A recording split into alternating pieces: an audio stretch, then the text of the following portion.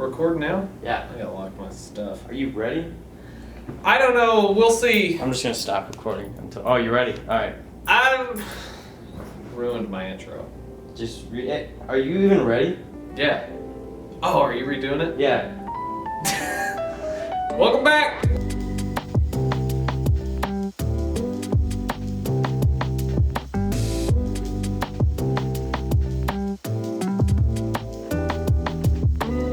Welcome back to our series about developing a rule of life. Get this workbook out. There's a link in the description. Download it, pull it up on another tab or whatever you have to do. We're going to be working through this. So far we've determined a rule of life is something that is like a structure that helps you to remain in Jesus as best you can. And we set out to accomplish 3 goals. Number 1, be with Jesus. Number 2, become like Jesus. Number 3, do what Jesus did. And in the last video, we tackled the first goal. We talked about 7 life categories that help us love Jesus with the entirety of our being. And if you missed it, go back and watch it right now. In this video, we're going to look at how we can become like Jesus. And we'll talk about 3 life categories that will help you do that. And you can follow along right here in your little book. Those 3 categories are body, relationships, and rest. So, let's talk about the body, okay? I just felt like that was like a PE video. But let's talk, I don't know. When we think about following Jesus, we don't really think about like what that actually means. It's almost become like a churchy cliche where something we've just gotten used to saying and we kind of don't even know what it means anymore. And if I ask you what following Jesus meant, you'd probably say something like, reading your Bible or praying every day. And those are good things, but there's got to be more to it than that, right? So I mean, we talked about those last 2 things in the last video about being with Jesus. So what does it mean to actually follow Jesus? Sometimes I think we overcomplicate things too much. We make things a lot more difficult. When you just think about the phrase following Jesus, what does it mean in its simplest form? It means you get up, you follow him. When you follow somebody, you walk behind them. You have to move your body. You got to do what they did after they did it. That means that your body has a role in this whole relationship with Jesus, okay? Because you can't really follow someone unless your brain tells your feet to get up and get on going. And it's actually with your body that worship takes place. I want you to see what the Apostle Paul tells us in the letter to the Romans, chapter 12, verse 1. He says, "So dear brothers and sisters, I plead with you to give your bodies to God because of all he has done for you. Let them be a living and holy sacrifice, the kind he will find acceptable. This is truly the way to worship him." So maybe we've gotten a bit backwards. So like we think that worshiping God is singing songs together once a week, but Paul in his letter right here tells us that we worship God by offering our bodies as sacrifices to him. So how do we do that? Like what does that look like? Author Dallas Willard in his book Renovation of the Heart gives us 4 steps on how we can offer our bodies as living sacrifices to God. Number 1, release your body to God. This means we have to first understand that our body is not separate from our soul. If you remember the last video, we talked about the Hebrew word nephesh, which means is the word for soul, and it means you in your entirety. So you can't love the Lord your God with all your soul without also including your body as well. Author Aaron Nyquist reminds us that you're not a brain on a stick, you are a fully embodied image bearer. So to release your body to God is to say to yourself and God, my body's not mine, it's God's, and whatever is in his will, this body will follow and it will do it. So that's number 1. Number 2, no longer idolize your body. And I know we live in a culture that's kind of like image obsessed, but as followers of Jesus, we're to be different. We've already given our body over to God, okay, which means that we trust him with the outcomes of it, with sickness and aging and appearances and death. Those things don't really concern us any longer. So instead of becoming fixated on them, we can free up our headspace to make more room for God, trusting that he has the absolute best and perfect plan for us. If not, and we start to put our body above God in our list of priorities, it tends to work out pretty negatively for us in the end. So number 3, don't misuse your body. Your body's a sacrifice. I think that's a good segue to phones to silent. Number 3, put your phone on silent. Don't misuse your body or your cell phones. Your body's a sacrifice to God, so it's what we use to worship him. So don't pollute your body with drugs or over consuming. Don't drink too much alcohol. Stop it. Don't fill it with things that aren't good for it. Take care of your body. Watch what you put into it. And please trust me, follow what the Bible has to say about your body in regards to sexuality, because you can misuse your body by eating junk food and drinking like sodas every hour of the day and vaping all the time or whatever your kids do. But sexual stuff, like outside of biblical guidelines, is misuse of your body on a whole nother level, because it not only deteriorates and it does harm on your actual body, but on your heart and your soul as well. And the last thing that Dallas Willard says that we can do to honor or give our bodies as a sacrifice to God is to properly honor and take care of your body. So back in the Old Testament, when sacrifices were given for the forgiveness of sins, God often required the best. Okay, he wanted the best goat or the lamb that was like the most white as snow, that was the most cuddly looking or whatever. He basically would say, hey, don't bring me an ugly lamb who has no fleece at all. I want the absolute best that you have to offer. So if we're supposed to be the sacrifices instead of actually sacrificing lambs now, doesn't he deserve like the best that we have to offer too? And I'm not talking about your looks, like you don't have to look a certain way for God to love you, but some of us really do neglect to take care of our bodies, and in doing so, it's kind of like you're a shepherd looking at your flock and being like, yo, that one with 3 legs that has almost no wool, is that what we get from a lamb? Almost that, no, that's gonna go to God, that ought to do, right? That's not how it's supposed to be. We need to give God our absolute best, and for you to function according to the will of God, like to the best of your abilities, it just makes sense for you to take care of your body. You need to get enough sleep. You need to be eating nutritious food. You need to get a little bit of exercise every now and then. Just think of the last time you didn't get enough sleep and how irritable you were, or how easily angered you were, or the last time you ate nothing but junk food and you felt lethargic and sick. It's kind of hard to produce the fruits of the Spirit when we're like that. And sometimes God speaks to us through our bodies. He lets us know when we need more sleep, or that we should change up our eating habits, or get up off the couch every now and again.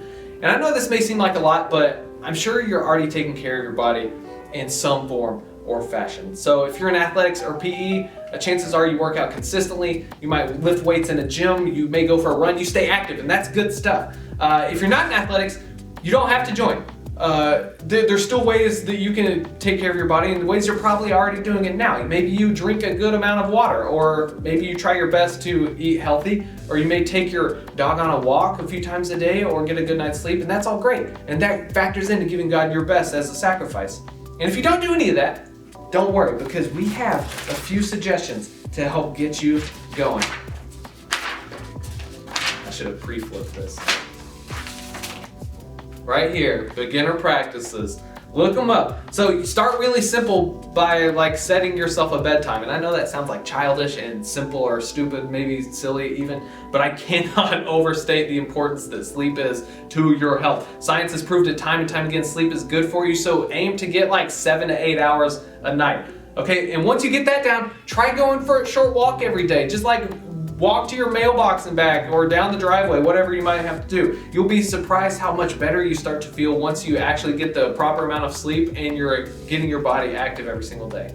And as you grow, keep on looking for ways to honor God with your body. Go take some vitamins, or get in a regular exercise routine, or maybe just cut out junk food or sodas completely. And remember that your body's a sacrifice to God. It's the primary vehicle in which we worship Him. So taking care of it ensures that you're giving God what He deserves, which is the absolute best you have to offer. All right, this next life category that's helping us become like Jesus is relationships. We all have them. We can't go through life without them. And we know that Jesus surrounded Himself with 12 disciples that He spent a lot of time with. And we know that God exists 3 in 1, right? Father, Son, Holy Spirit. So within Himself exists relationships. So what we want to do is to make the most out of the relationships that we have, to make sure that they're healthy and functioning, because relationships at their best can, they're avenues for life, really. The relationships at their best function to build one another up. You can be honest with other people, you can admit your struggles, they can help encourage you when life is hard, and ultimately the people you're in relationship can help either build you up to be a strong follower of Jesus, or they can tear you down by taking you down a completely different path entirely. And you've probably heard it said, show me your friends and I'll show you your future. Surrounding yourself with people who genuinely love God and do seek His will all the time is likely going to shape you to be someone similar. But if you surround yourself with people who have other priorities, it's almost definitely going to turn you into someone who also has other priorities.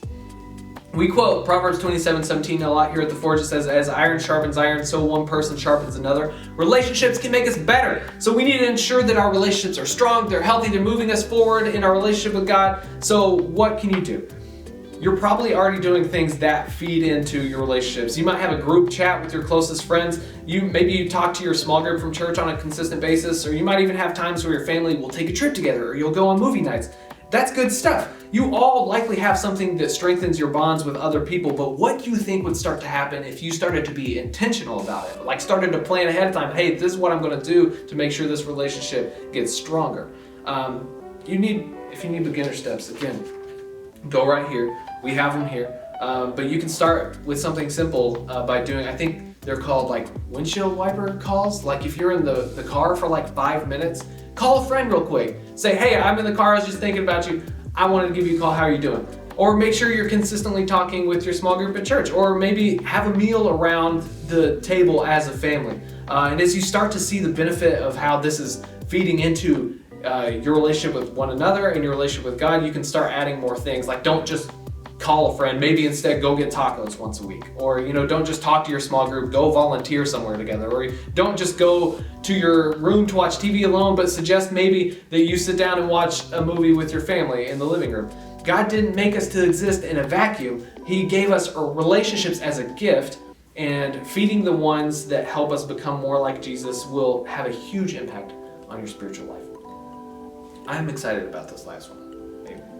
The last life category that will help us become like Jesus is one that I'm really excited to talk about, because it's not one that the church really talks about often, it feels like, but it's the life category of rest, of taking naps and sleeping. It is so good. We can become more like Jesus through rest. I don't know if you've ever thought about that. I love this. Pastor John Mark Comer says, if you want to experience the life of Jesus, you have to adopt the lifestyle of Jesus. And guess what? Jesus rested. Not only did he retreat away from the crowds and into a boat in Mark chapter 4, where he immediately began to take a nap, but he had rest built into his culture. Being a Jew, Jesus would have practiced what is called the Sabbath, and that word in its original Hebrew language is the word Shabbat, and it really is translated just to mean to stop, or it even can mean to take delight in. So once a week, every single week, Jewish people would do just that. They would stop for an entire day. They would not work, they would not think about work, and they would delight in the Lord. It's a day completely full of rest and worship. And I know this is quite literally a foreign concept for most of us, but this is something Jesus would have done every single week for his entire life. And it's something that God has designed to be life-giving. I just want you to think about this story with me real quick. In the creation story in Genesis 1, God made animals, and then he blessed the animals, said, hey, go be fruitful and multiply. And then he made human beings in his image, and he blessed them, saying, hey, go be fruitful and multiply. So the blessing in both of those creation stories is the opportunity to be fruitful, to multiply, to give life. And the third thing that God blessed in the creation story in Genesis chapter 2, after he created everything, God rested on the seventh day, and then he blessed that day. Which means that the Sabbath, the day of rest once a week, just like an animal or a human being, has the capacity to give life. God has built it into our DNA to need rest, and he's given this awesome opportunity every single week to actually do it. And I don't have to tell you that rest is good. You know it's good, you love it. You probably already take naps as often as you possibly can, or maybe you're that person who when you sleep in, it's like you wake up at 4 in the afternoon. You know that rest is good, and it's something that we all love to do. And if you don't have rest built into the rhythms of your life, maybe you're a workaholic, or you just like to stay up, or you're an insomniac or whatever, start small. Find a few hours within the week to do something that really, really relaxes you. You can go lay out by the pool. You can go read a book for a few hours. You can throw up a hammock between a few trees. It's really hard to tempt a well-rested, healthy, happy person. So go sleep, please. And as you get comfortable in this life category, try expanding those times of rest. Instead of just a few hours chilling on the couch watching Netflix, why not make it a whole 24-hour period of rest? Do your chores ahead of time, take care of your homework, do everything you need to do to get ready so you can straight up chill for a whole day. And then guess what? You're practicing the Shabbath. I was got the Hebrew word Shabbat. I was gonna say, you're Shabbat. Guess what? You're Shabbating. That's the Sabbath. You're practicing it. And honestly, me and Jolie have been practicing the Sabbath for like almost, I guess, a little over 5 months now. And it is one of my favorite things to do. It is my favorite day of the week. Today, for us, is going to be the Sabbath. And I'm looking forward to just turning my phone off and just doing nothing. Whatever it is you choose to do, just make sure you give yourself a break from the busyness of life. We spend so much time being anxious or stressed about work or school that we rarely take time to just stop and delight in the here and now that God has given us. So make sure it's something you do often. And that's it. And we want to become like Jesus, and we can do that with body, relationships, and rest. So go ahead, turn to your Rule of Life workbook. You can go to this chart and write down some of those things that you're already doing. Like, if you do rest, write down every day. I take a nap at 4 p.m. I don't know what you do. Start to write down some of the stuff you already do, and then go to the individual pages, and then start to talk about what you want to do. Maybe you do want to practice the Sabbath. Maybe you want to have a weekly phone call with a friend that lasts only 5 minutes. Talk about some of the things you want to do. Try to put it into practice. And I promise that this rule of life, this structure that's helping us to remain in Jesus and produce the most fruit possible, will benefit you, and it'll be life-giving. I promise. So, you didn't even have an actual ending. You just said so.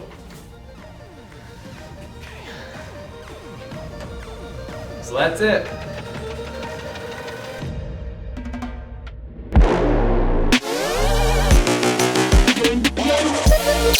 Thank you.